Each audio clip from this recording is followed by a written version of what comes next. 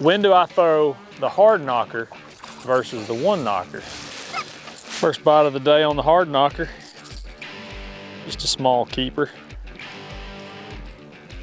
One of the absolute best baits for covering water all times of the year. That one was on a shad color.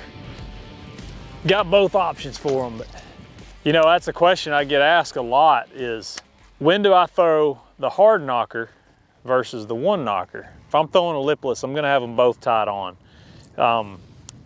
The majority of the time, if I'm fishing for fish that are shallow, that I'm gonna be moving down the bank, covering a lot of water, throwing it up shallow around grass, wood, I kind of throw this bait kind of like a spinner bait where you just kind of pitch it up there. You don't necessarily have to make real long bomb casts with it to get bites. But I almost always throw the hard knocker when I'm fishing it that way, especially when I'm throwing a shad color. The fish are feeding on the shad real good. They're up shallow, they're in the backs of the creek.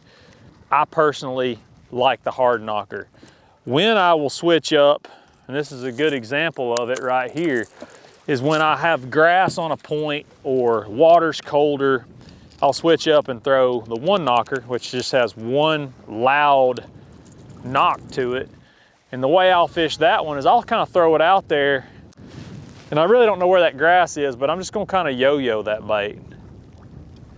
Just kind of give it like that right there.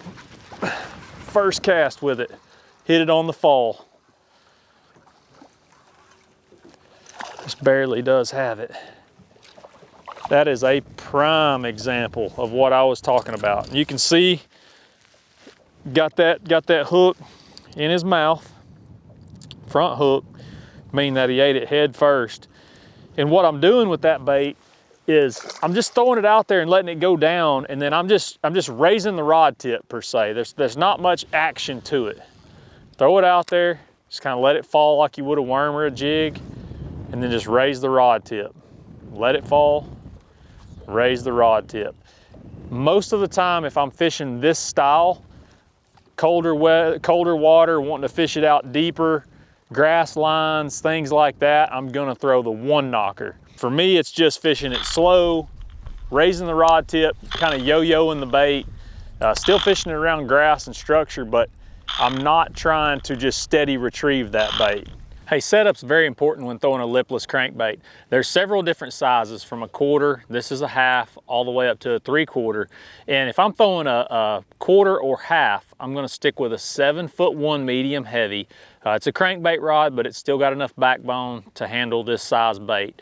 I throw it on a 6'6" or 7'3" gear ratio reel, depending on if I want to make pick up line quick or if I want a slow, steady retrieve. It's very important to use the line size to where the bait can still work. What I mean by that is you don't want to throw 20-pound test on a 1/4 ounce hard knocker or one knocker, because it's going to kill a lot of the action. My normal size just starting out would be 12-pound test, but if I'm throwing a 3/4 ounce hard knocker or one knocker, I'm going to step up to a little longer rod, a 7'4", same things, medium heavy crankbait rod, if I'm trying to make longer casts or just throwing that bigger bait.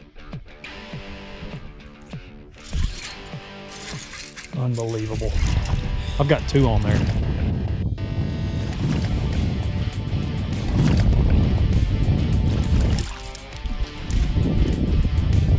Well, ain't much else to say about that. Yo-yoing the one knocker and got a double.